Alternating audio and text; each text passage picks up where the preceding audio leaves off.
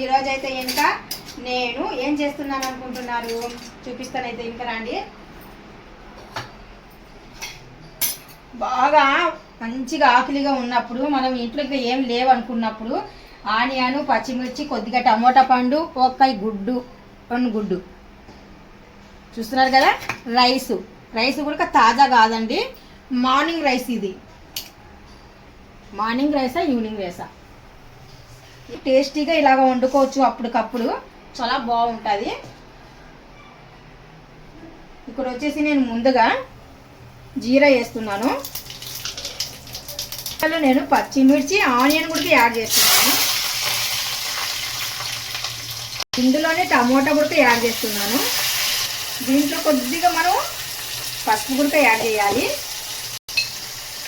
దాల్చిన చెక్క, లవంగం పౌడర్ అండి. ఇది బాగా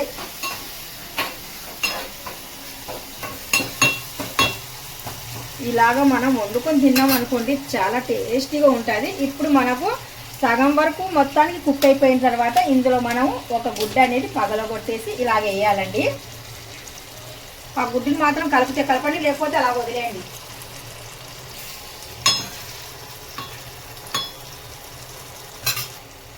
ఇప్పుడు జస్ట్ కొద్దిగా మనం ఇందులో కారం పొడి కూడా యాడ్ చేయాలి.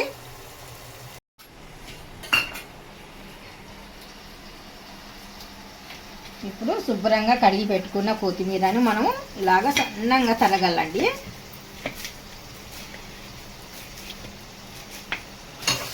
ఇప్పుడు మొత్తానికి ఒకసారి మనం ఇలాగ కలపాలి.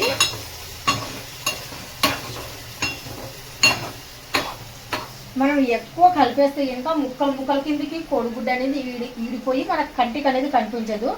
మనకు అక్కర్లేదు, కనిపించే అవసరం లేదు అనుకుంటే మొత్తానికి మనం కలిపేయచ్చు. మనకు చిన్న చిన్న ముక్కల కిందకి కనపడాలి అంటే మనం నెమ్మదిగా అది బాగా ఉడికిన తర్వాత ఒక్క దగ్గర ఉండిపోతుంది కదా, అలా వదిలేసి ఆ తర్వాత ఈ మసాలాలన్నీ కలపవచ్చు.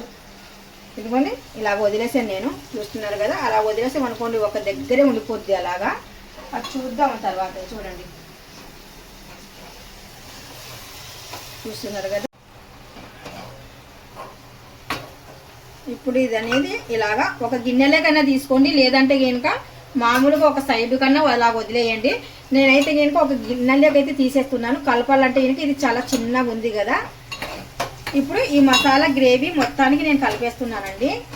ఇప్పుడు ఉడికించిన రైస్ ఉంది కదా మన దగ్గర, ఉడికించిన రైస్ ఇందులో వేసేద్దాము. ఎంత టేస్టీగా ఉంటుంది అంటే చాలా టేస్టీగా ఉంటుంది ఇలా చేసుకుంటే. ఇక్కడ మాత్రం కొద్దిగా నేను ఉప్పు అనేది యాడ్ చేస్తున్నానండి, అంటే సాల్ట్, టేస్ట్కి సరిపోయినట్టుగా సాల్ట్. పైనుండి కొద్దిగా రైస్ మనము చూస్తున్నారు కదా, చాలా అందంగా కనిపిస్తుంది కదా. ఇక్కడ ఇలా చేసుకున్నాం అనుకోండి, ఇది రైస్ నిన్నటిది అయినా కానీ సరే, ఈరోజు వేడివేడిగా చేసుకుంటున్నాం కాబట్టి స్నాక్స్ టైప్ అయినా బాగుంటుంది. లేదంటే మన ఇంట్లో ఏది పప్పు లేనప్పుడైనా కానీ సరే, కాయగూరలు లేనప్పుడైనా సరే చాలా రుచిగా ఇలా వండుకొని తినవచ్చు. ఇప్పుడు ఒకసారి మొత్తాన్ని కలిపేద్దాము.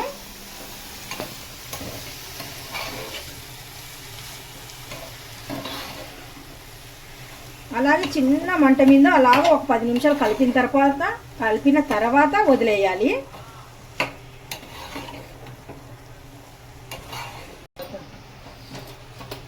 ఇప్పుడు మనం మొత్తానికి కలిపాం కదా, కలిపిన తర్వాత మళ్ళీ ఇప్పుడు మనము ఎగ్ అనేది ఇందాక తీసాం కదా సైడ్కి, ఆ ఎగ్ అనేది ఇందులో నేను ఇలా పెట్టానండి. ఇది కూడా బాగా దమ్ అవ్వాలి, అంటే కనుక బాగా ఆవిరి పట్టాలి. ఆవిరి బయటికి వెళ్ళకుండా కొద్దిగా సేపు మనం ప్లేట్ అనేది కవర్ చేద్దాము.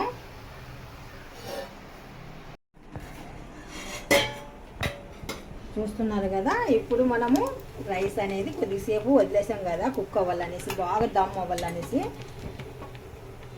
ఈ రైస్ ఎంత రుచిగా ఉంటుందంటే చాలా టేస్టీగా ఉంటుంది ఇది. ఇప్పుడు ఒక ప్లేట్ తీసుకొని ఈ ప్లేట్లోకి నేను ఈ రైస్ అనేది యాడ్ చేస్తున్నాను. చూస్తున్నారు కదా. మనం ఇంట్లో పప్పు కానీ ఏం లేనప్పుడైనా సరే మనం ఇలాగా వండుకొని శుభ్రంగా తినొచ్చండి. చాలా సూపర్గా ఉంటుంది, టేస్టీగా ఉంటుంది. ఇంట్లో ఉన్న వస్తువులతోనే మనం సింపుల్ ప్రాసెస్గా చూసి, అంటే సింపుల్గా, అంటే మన ఇంట్లో పెద్దవాళ్ళు ఎవరైనా లేనప్పుడైనా కానీ సరే, పిల్లలైనా సరే ఇది వండుకొని తినవచ్చు. అంటే ఏం మనం కొనక్కర్లేదు, అన్నీ ఇంట్లో ఉన్న వస్తువులతోనే మనం ఇక్కడ చేసాం. ఎగ్ అని చెప్పాను కదా, ఇదిగోండి ఎగ్.